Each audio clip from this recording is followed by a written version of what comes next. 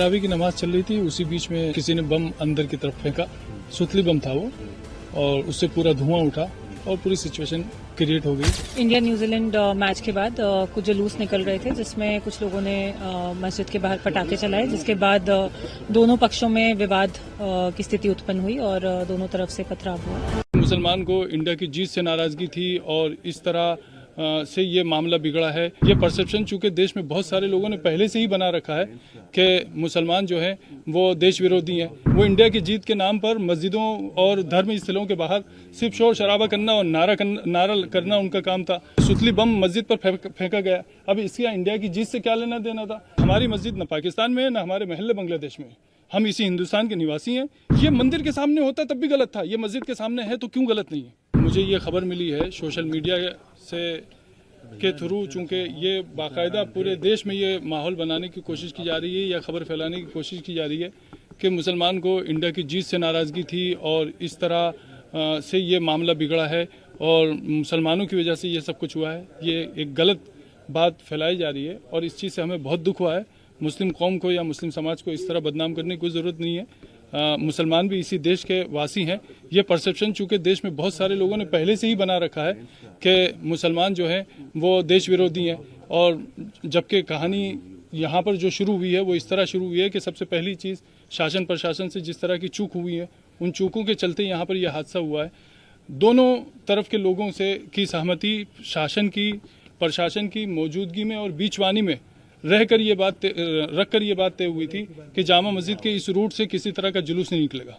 रात को जो जुलूस निकला उसकी पहली बात तो कोई परमिशन नहीं थी, उसकी कोई आगवानी करने वाला नहीं था। वो एक उपद्रवियों की भीड़ थी। वो इंडिया की जीत के नाम पर मस्जिदों और धर्म स्थलों के बाहर सिर्फ शोर शराबा करना और नारा करना उनका काम था। लोग नमाज से जब निकले हैं तो उस वक्त में ये भी हुआ है कि सुतली बम मस्जिद पर फेंका गया। अब इसका इंडिया की जीत से क्या लेना देना था? क्या मस्जिद पर बम फेंकने से इंडिया की जीत का जश्न मनेगा? ये बहुत बुरी बात हुई है और इस चीज़ का हमें बहुत दुख है कि एक तरफ गलती करने वाले गलती कर रहे हैं, दूसरी तरफ कुछ लोग ऐसे हैं जिनके हाथ में किसी भी तरह का सोशल मीडिया का कोई सा भी प्लेटफॉर्म या आईडी है तो वो उसके थ्रू ये फैलाने की कोशिश कर रहे हैं कि मुसलमान जो है वो देश का विरोधी है और इंडिया की जीत से उसको तकलीफ है वगैरह वगैरह वगैरह। हम इस चीज़ से बहुत दुखी हैं और बहुत साफ साफ कहना चाहते हैं कि हमारी मस्जिद न पाकिस्तान में है, न हमारे महल्ले बांग्लादेश में।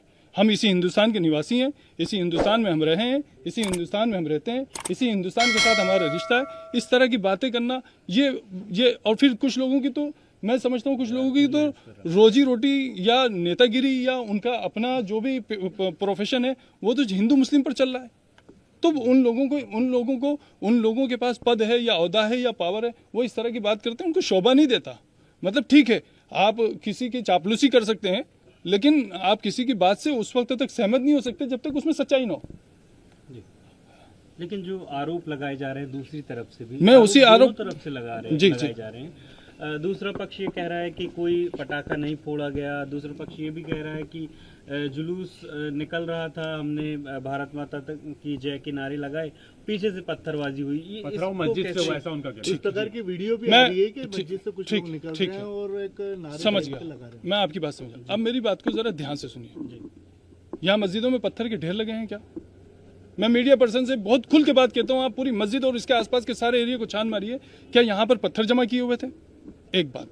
दूसरी बात, मेरा बुनियादी सवाल यह है कि जिस एरिया से जुलूस नहीं निकलना प्रशासन की मौजूदगी में बीचवानी में रहकर दोनों पक्षों के बीच तय हो चुका था, उस वक्त में जुलूस का उसी रूट से निकलना, बगैर आगवानी करने वालों और उसके संयोजकों के बगैर निकलना, नारों के साथ निकलना, नमाज के वक्त में निकलना, क्या ये सब इस देश में मतलब पनपने की बातें हैं या महू में इस तरह सद्भावना पैदा होगी? क्या ये चीज़ ठीक हुई?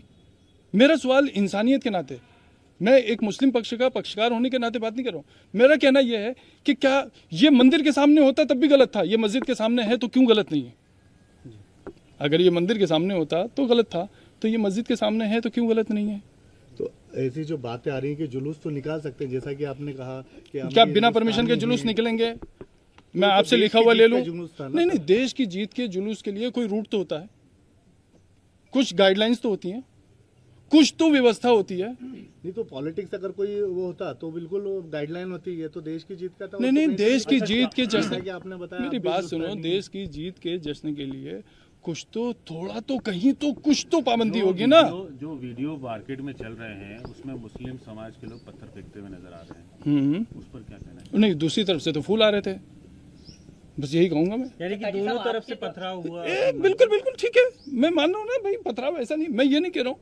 अब रात को मुझे किसी मीडिया पर्सन ने पूछा कि साहब जिन लोगों ने किया है वो उपद्रवी थे, मुसलमान में जिनके रिकॉर्ड खराब है उन्होंने किया, तो मैंने कहा उधर से तो दूध के दूल्हे फेंक रहे थे। ये तो कोई बात नहीं हुई ना, मतलब अच्छा नहीं लगता। कोई एफआईआर वगैरह की गई है? नहीं, मैंने पर्सनल अभी कोई एफआईआर नहीं की है, लेकिन मेरा लोगों से, सभी तरफ के लोगों से मेरा यह आह्वान है कि अगर किसी का वाकई कोई नुकसान हुआ है तो उस नुकसान के लिए वो पुलिस को आगाह करें और अपनी नुकसानी की रिपोर्ट वाकई सच्चाई के साथ जो बात है वो प्रशासन के सामने रखें, ताकि उसके दिल में ये नहीं रहे कि भाई प्रशासन में किसी तरह की जो है निष्क्रियता है।